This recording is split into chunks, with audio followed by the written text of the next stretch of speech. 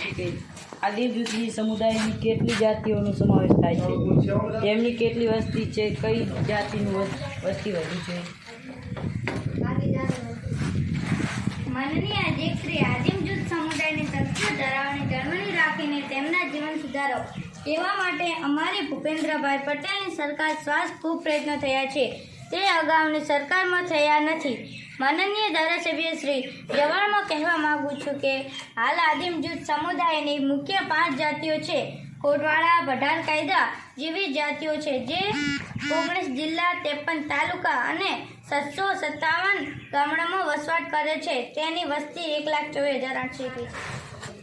પૂછવા માગું છું કે અનુસૂચિત જનજાતિના લાભાર્થી માટે માનવ યોજના ધારા શું લાભ મળે છે અને ત્યાં તાલુકાના કેટલા લાભાર્થી કેટલી રકમ ફાળવાય છે?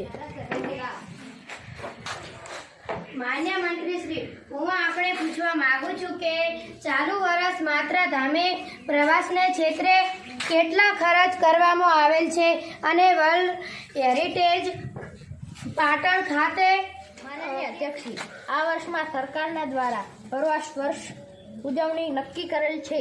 આપણા ગુજરાતના ઔદ્યોગિક યાત્રાધામે આરે 130 કરોડ રૂપિયા ફાળવવામાં આવ્યા છે. આ વર્ષ વર્લ્ડ હેરિટેજ તરીકે સમારકામમાં જાણીતી રાણકીઓ માટે 20 કરોડ ગામડામાં ફાળવવામાં આવી છે. ધારાસભ્ય શ્રી દ્વારકા. માનનીય મંત્રી શ્રી, હું આપના દ્વારા એ જાણવા માંગુ છું કે હાલમાં ગુજરાત રાજ્યમાં આંગણવાડીમાં નાના બાળકો માટે શું વ્યવસ્થા છે તે જણાવો.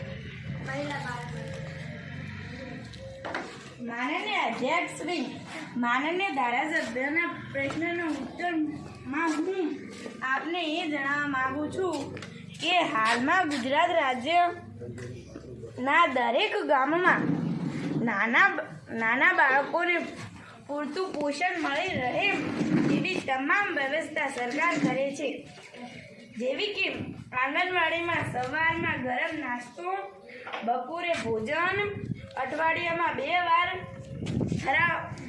ફળ ખાવી આપવામાં આવે છે. આ સિવાય દૂધ સંજીવની યોજના છે.